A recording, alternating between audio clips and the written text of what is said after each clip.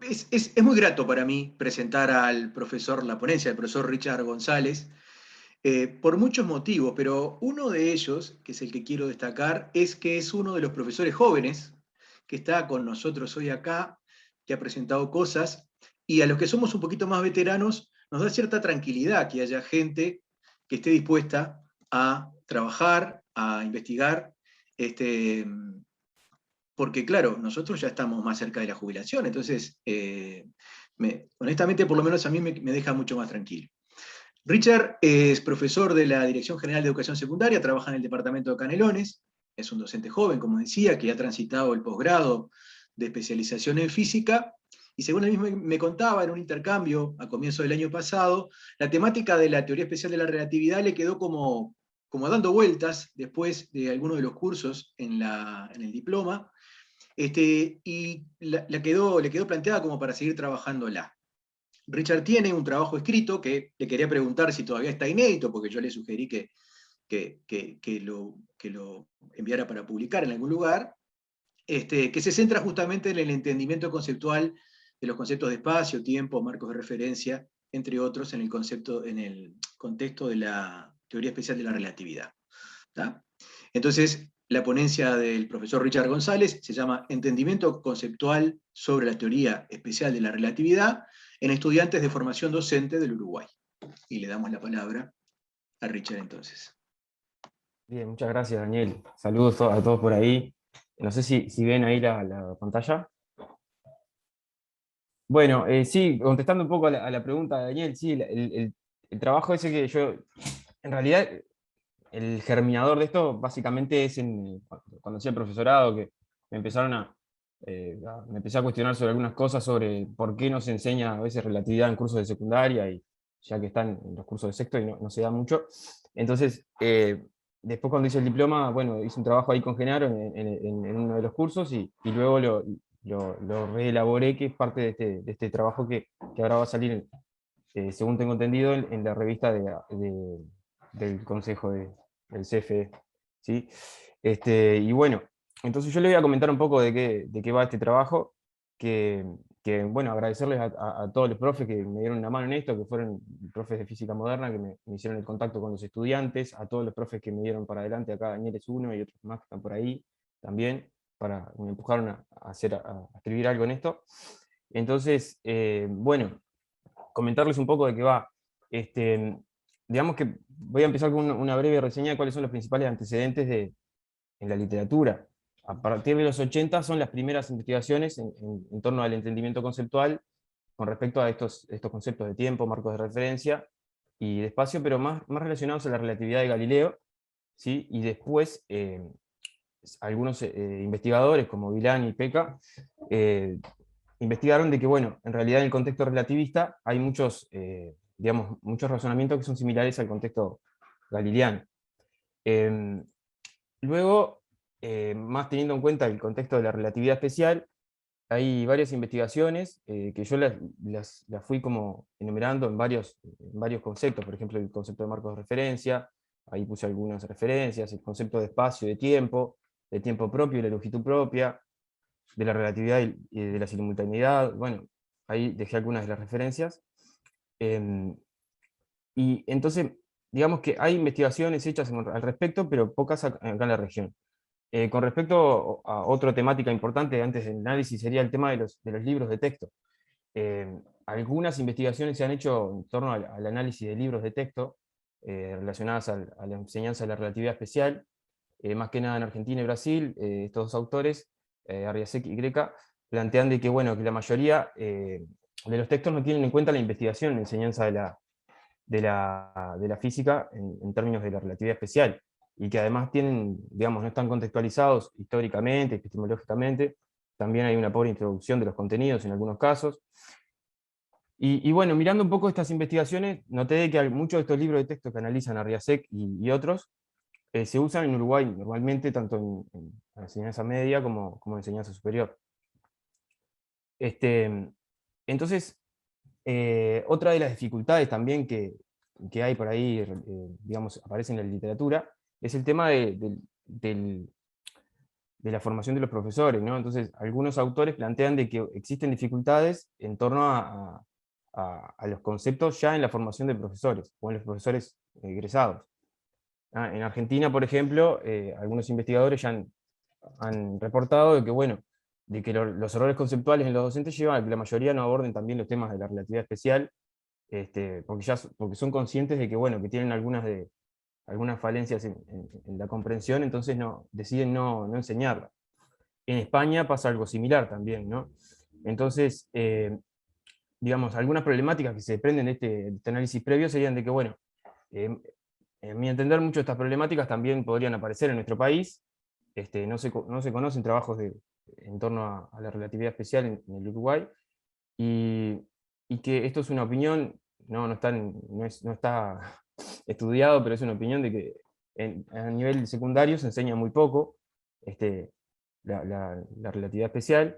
Entonces, bueno, digamos que los conceptos de espacio y tiempo, según los reportes que nombraba recién, son, digamos, de los problemas más centrales en torno a esta teoría. Entonces yo me planteé como objetivo general de esta investigación identificar y describir las principales concepciones alternativas que surgen en torno a estos tres conceptos, de espacio, tiempo y marcos de referencia en los estudiantes del profesorado de física, a nivel nacional. Esto lo planteé así porque, por lo que les decía, ¿no? De que en realidad también ya de por sí en secundaria se enseña poco, entonces investigar en estos temas a nivel secundario me pareció un poco viable, me pareció más viable a nivel de profesorado, y bueno, y ya también entendemos un poco qué es lo que pasa con los futuros profesores, que ya al estar en cuarto año, el año siguiente, la mayoría ya están trabajando, y si no están trabajando, enseguida ya estarían trabajando el año siguiente. Entonces, un poco las poblaciones y la metodología de la investigación fueron 19 entrevistas semiestructuradas a estudiantes de profesorado de física de cuarto año, que ahí puse una gráfica más o menos de los distintos centros en los cuales estuve entrevistando estudiantes.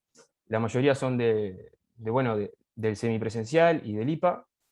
Aparecen también del SAR del litoral, del suroeste, del sur, SAR del norte, del IFE de Paysandú, 33. Esto fue entre junio y octubre del año pasado, y fue luego de haber tratado los temas en los cursos de física moderna, ¿no? Entonces, bueno, yo lo que hice fue elaborar como un cuestionario, como una hoja de ruta para las entrevistas, ¿sí? Y que fue elaborado en base a la literatura de investigación revisada, y se hizo como un previo ensayo con profesores relativamente jóvenes o egresados hacía poco, para testear un poco ese cuestionario. Entonces, el cuestionario tenía tres partes. La primera era la situación de la nave espacial, que ahí está la figura, en la cual esa tenía como tres partes. Una que le preguntaba, les decía que la persona esta, Bruno, que estaba acá, el B, mide el ancho y el alto de la ladera, entonces se le preguntaba cuánto medían el ancho y el alto de la ladera para todos los demás observadores. También se le preguntaba se le decía a los estudiantes que pasaban 5 años para Andrés de vacaciones, y se le preguntaba cuánto tiempo pasaba para el resto de los observadores, para Bruno, Carolina y Diego. Entonces, esa era una de las preguntas. La otra tenía que ver con que, bueno, suponga que viaja en un tren a una velocidad muy alta, y si medís las dimensiones del vagón en movimiento, se le preguntaba si tendrían valores iguales o distintos que si los midieran reposo en la estación. Esta situación 3 es similar, pero con respecto a una duración de una película, ¿no? Se le preguntaba también si vas en un vagón a alta velocidad y mirás una película que dura 2 horas mientras vas en el vagón, ¿durará lo mismo si estás en reposo en la estación o no? Bueno, esta era otra de las preguntas. Y la última tenía que ver con un astronauta que mide las dimensiones de un mate antes de salir, es un astronauta uruguayo, mide las dimensiones de un mate antes de salir, y entonces luego hace un viaje a velocidades muy elevadas, vuelve a la Tierra y mide nuevamente las dimensiones del mate. Y se les pregunta cuánto mide el mate, si hubo algún cambio en esas dimensiones, ¿no? Todo esto es como una hoja de ruta. Después en las entrevistas surgían preguntas aparte, ¿no? Si bien la metodología es cualitativa, yo lo que hice fue, acá para sintetizar un poco, marqué algunos digamos, los errores conceptuales más que yo esperaba encontrar, ¿no? que aparecían en la literatura revisada, y lo que hice fue graficar ahí algunos, digamos, enumerar cuántas veces aparecía ese tipo de error conceptual. Y acá algunos de ellos, por ejemplo, que el movimiento no depende del marco de referencia elegido, sino que es algo que depende del objeto. Existe una concepción de que los marcos de referencia tienen una extensión física, ¿sí? Que uno puede salir y entrar de ese marco de referencia, ¿no? Ahí están las referencias de M, significa que son errores relacionados a los conceptos de marco de referencia, y bueno, los numeré y acá aparecen, ¿no? Para que vean más o menos la cantidad de repeticiones en ese error conceptual. Otro de los problemas que aparecían es que cada observador es considerado como un marco de referencia distinto, dependiendo de su ubicación, es decir, aunque esté en el reposo relativo uno del otro, cada observador corresponde a un marco de referencia separado.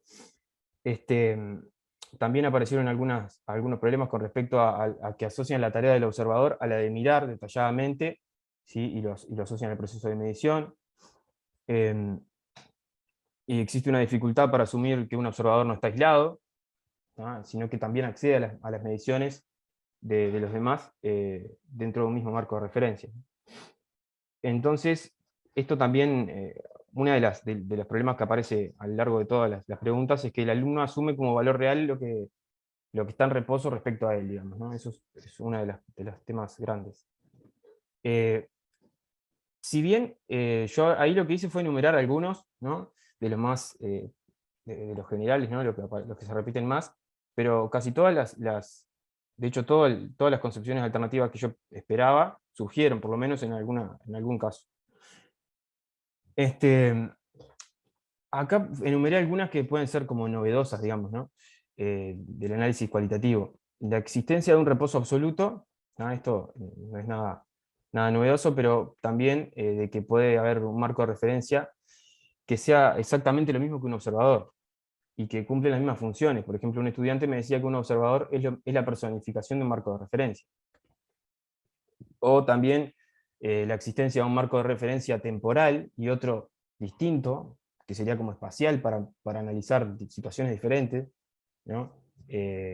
Por ejemplo, acá un estudiante plantea de que para D, si está en el mismo tiempo, porque está en el planeta Tierra, dice, esos 5 años para acá en el planeta Tierra van a ser 5 años para A y para D, están en el mismo sistema de referencia temporal ambos. Y luego hace un análisis similar, pero con otro sistema de referencia espacial, que sería como para analizar situaciones de contracciones de las longitudes, con un marco de referencia espacial, llamémosle, y de dilatación del tiempo con un marco de referencia temporal. Otro tema es que se les adjudica la tarea de los observadores establecer que un marco de referencia está en reposo o en movimiento. Con respecto a los resultados de las entrevistas relacionados al concepto de espacio, ahí también enumeré algunos de ellos, los que más ocurren con más frecuencia. Uno de ellos es que la contracción de las longitudes en la dirección perpendicular al movimiento existe, ¿no? Es decir, muchos estudiantes, esto sería el E4, son como 7 u 8 estudiantes, plantean de que si el movimiento es horizontal, puede haber una contracción en la dirección vertical. La contracción de las longitudes ocurre también cuando se está en movimiento respecto a la Tierra, como si ese fuera el marco de referencia absoluto. Bueno, aquí se repite lo mismo de hoy, que el alumno asume como valor real lo que está cerca de él. En otras situaciones también hay una negación de la contracción de las longitudes, ¿no? Plantean que es un error de percepción, ¿no? Por ejemplo, acá un estudiante dice que A y D, que están en reposo, la verían más comprimida, como en el ancho, como que la verían más chica por el tema de la ilusión óptica. Como ya hay una negación de que realmente existe una contracción de longitud. Con respecto a las entrevistas relacionadas al concepto de tiempo, ahí hice una enumeración también de cuáles eran las principales concepciones que aparecieron. La dilatación del tiempo ocurre solo cuando se está en movimiento respecto a la Tierra, de nuevo, tomándola como un marco de referencia absoluto. Otro tema es el tema del tiempo propio, que es, digamos, consideran que el tiempo propio es el tiempo medido por el observador que está en reposo respecto al suelo, ¿no? y no puede ser medido por otro observador que no sea el que está en reposo respecto al suelo. O otros plantean lo opuesto, de que el tiempo propio es el que ocurre siempre en la nave, ¿no? Y acá también ocurre la misma, sale a la luz la misma concepción que en el caso del concepto de espacio y de marcos de referencia. Otro tema también es el que, bueno, con respecto al concepto de tiempo, también algunos plantean que la dilatación del tiempo puede ocurrir solo cuando en un marco de referencia en movimiento y no en uno estacionario. Por ejemplo, acá para un estudiante dice que para B y C el tiempo se contrae, o sea que para ellos transcurrir un tiempo menor. B y C son los que se están moviendo con una velocidad cercana a la de la luz, entonces para ellos el tiempo se contrae. Sí o sí tiene que estar en ese marco de referencia en movimiento. Otros atribuyen el envejecimiento del gemelo a un cambio en la genética del mismo. Esto es un tema que me llamó la atención también. Un estudiante plantea que hay un caso de que los astronautas mellizos, el que viajó cuando vuelve es más viejo, ¿no? Ahí recuerda la paradoja de los gemelos. Digamos que siempre tiene un cambio el astronauta que está en la misión comparado con el que está en la Tierra. Como que te puedo decir, y ahí piensa un poco, dice que sufre un cambio genético porque queda como más joven. Le atribuye, hay una negación a la dilatación del tiempo y se lo atribuye a la genética. Y otros que también lo atribuyen o confunden el tiempo propio con el periodo de rotación de los planetas, ¿no? Dice que por ejemplo, el año solar de Marte es mucho más largo que el de la Tierra porque está mayor distancia que el Sol, entonces ahí habría una dilatación del tiempo por el periodo de rotación. Esas son como cosas que surgieron en las entrevistas, ¿no? Algunos resultados transversales planteo acá que tienen que ver con cosas generales, ¿no? Que no sabía dónde encasillarlos porque me parecía que tocaban todos los temas. Uno es que la longitud propia y el tiempo propio son los valores reales también, o los más verdaderos. La palabra propio a veces lo asocian a que sean los valores más verdaderos. Otro tema es que cada observador tiene su tiempo propio y la longitud propia entre dos eventos, independientemente de la separación espacial o temporal existente entre ambos. Digamos que el que mide, la misma persona que mide el tiempo propio es el que mide la longitud propia. ¿Sí? Como si la palabra propio los confunde ahí. Otros también es que asocian el tiempo propio y la longitud propia a la ubicación de los instrumentos de medición. Donde esté ubicado el instrumento, digamos que influye en eso. Y un tema que surgió a lo largo de toda la investigación es que hay grandes dificultades para la definición y el concepto, para la definición y el uso del concepto de evento. Entonces, algunas conclusiones que me surgen de esto sería de que, bueno, se evidencian la amplia mayoría de las concepciones que están, digamos, revisadas en la literatura, aparecen a lo largo de las entrevistas, y surgieron algunas que yo le llamé novedosas, porque algunas capaz que están en alguna literatura y no las encontré, busqué bastante, pero puede ser de que siempre haya algún autor por ahí que lo haya enumerado, y otras que quizás son propias de las entrevistas, ¿no? Entonces, una de ellas sería la confusión entre el marco de referencia y el observador, ¿tá? Como si fueran lo mismo. La existencia de ese marco de referencia temporal que les decía hoy, para analizar la dilatación del tiempo, y otro espacial para analizar la contracción de las longitudes, de que la tarea del observador sea decidir el estado de reposo del movimiento de un marco de referencia, o que el movimiento a velocidades cercanas a la de la luz puede contaminar la longitud también.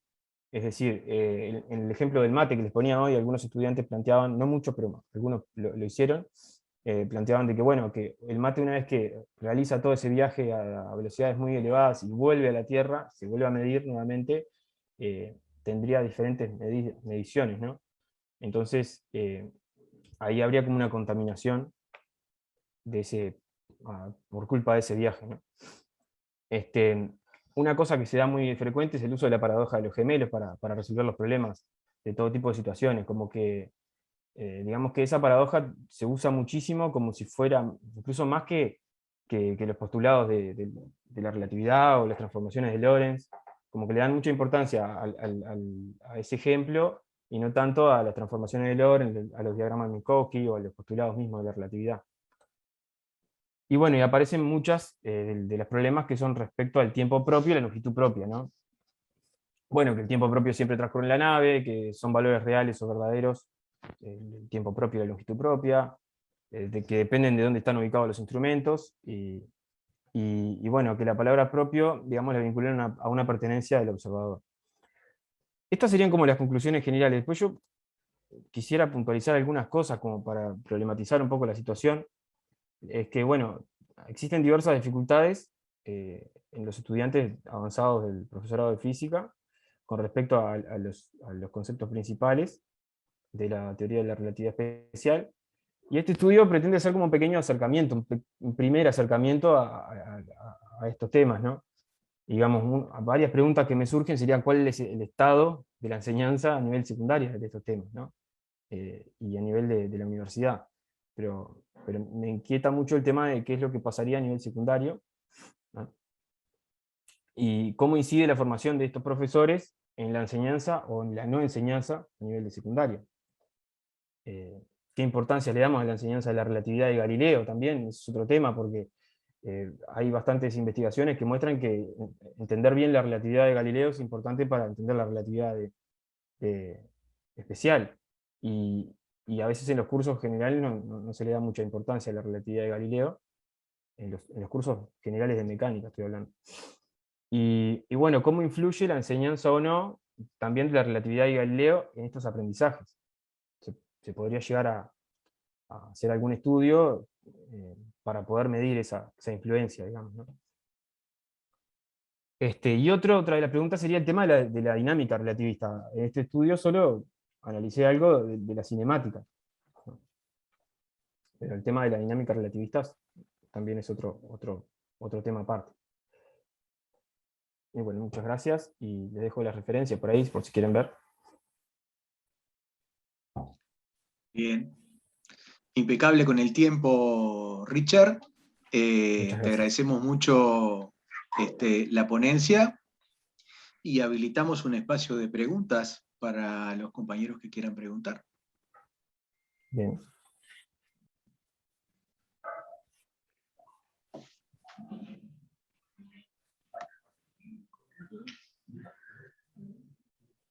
Yo tengo una consulta para hacerte, Richard. Dale. Porque en alguna diapo habías puesto que los estudiantes decían de que el movimiento no depende del marco de referencia. A ver. Solo el movimiento. M1 decía la pregunta. Yo no me di cuenta, ¿eso es lo que era una cita textual del estudiante o algo así? Porque vuelvo para atrás, a ver. No es un problema de la teoría especial de la relatividad, es un problema de mecánica clásica. Claro, normal. sí, es total, claro, sí. Por eso, alguna de los temas, capaz que es ¿no? El movimiento no depende del marco de referencia elegido, sino que es algo intrínseco a un objeto. Exacto. Esto es algo que sí que... No, nada, eso es mecánica clásica. Sí, eso es mecánica clásica, por eso, digamos, parte de la pregunta que hago al final es eso, ¿no? ¿Qué tanto influye la enseñanza de la relatividad de Galileo en estos temas, ¿no? Eso ya está documentado por estos autores, por ejemplo, Saltiel y Malgrange, son algunos de los que ya lo documentaron, incluso en la relatividad de Galileo. Acá lo que surgió es que volvieron a aparecer las mismas cosas que en la relatividad galileana. Y ese problema está detectado no ocurre solamente en Uruguay, digamos, me quedo más tranquilo, entonces. No, todos estos autores son de afuera, sí, todos. O sea que el movimiento no depende del marco de referencia, sino de algo intrínseco, es una cosa, es un preconcepto que perdura hasta el cuarto año de la formación de profesores. Y capaz que los profesores de física 1 y de mecánica, Estelio, tenemos alguna responsabilidad que asumir, ¿no? Digo, sí, por eso estoy preguntando. Esto no es para culpar a nadie, ¿no? Pero bueno, tendríamos que ver qué pasa con la relatividad de Galileo, ¿no? Ese es el tema, ¿no? De hecho, hay muchas investigaciones que después me puse a ver, y hay algunas que hablan de que, bueno, la relatividad de Galileo es como la puerta de entrada para la relatividad especial, ¿no?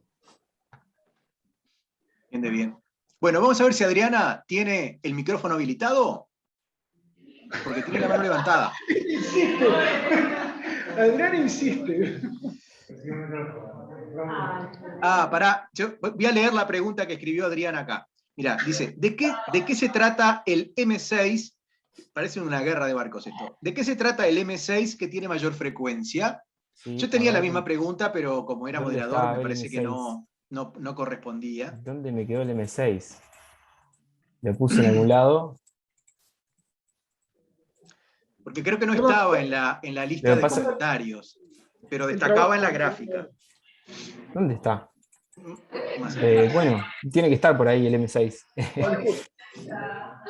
Sí, en la gráfica destaca, sí. En la primera, ¿no era en la primera gráfica? Un poquito más Sí. atrás. Ahí. Porque casi todos Es contestaron este, o mirá, identificaste. me faltó acá, es que esta, la última, que el alumno asume como valor real únicamente lo que está en reposo respecto a él.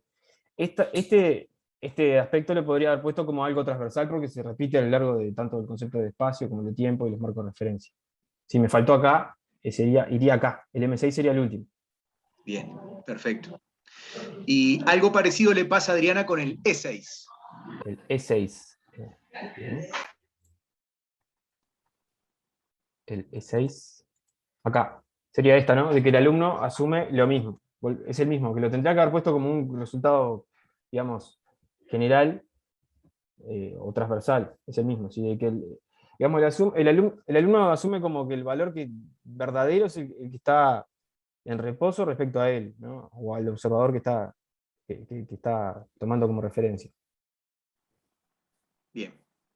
Adriana te agradece, creo que has contestado las Bien, preguntas. gracias. Si algún otro compañero tiene preguntas, las procesamos rápidamente. Y si no, le agradecemos a Richard por su trabajo y por compartirlo.